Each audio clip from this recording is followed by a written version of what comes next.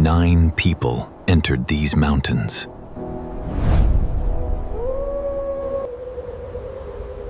None escaped alive. And what investigators found inside their tent still has no explanation. Their tent had been cut open from the inside. Some had crushed ribs and skull fractures. No external wounds. One was missing her tongue. This is the Dyatlov Pass Incident. January 1959. 9 experienced hikers, students and graduates from Ural Polytechnic, set out on a skiing expedition through the Ural Mountains. Their leader, 23 years old. Seasoned, careful, not the type to take unnecessary risks. Nothing about this trip suggested disaster. Experienced hikers, careful planning, a route they'd done before.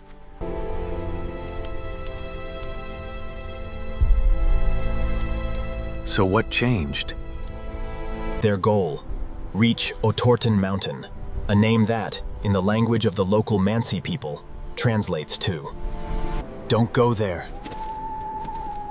They didn't know that yet. On January 27th, one member turns back sick. The remaining 9 continue.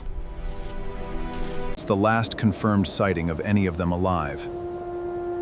What happened in the next 48 hours would become one of the most disturbing unsolved mysteries in modern history. February 1st, the group pitches their tent on the slope of Cholat Syachel, a name that means, in Mansi legend, Mountain of the Dead. That night, something happens.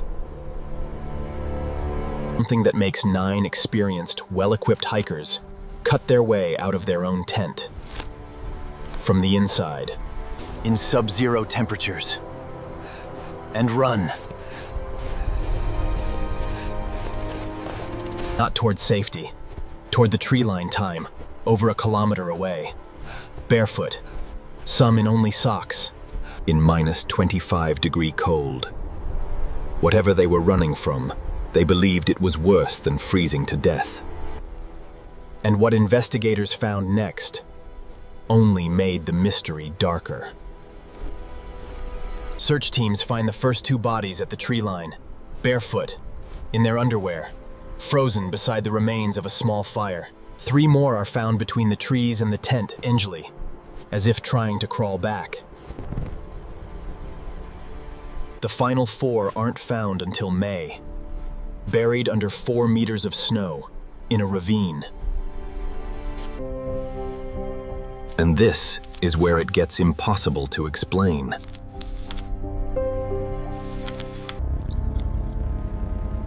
One victim has fatal skull fractures. 2 others have massive chest injuries, force equivalent to a car crash.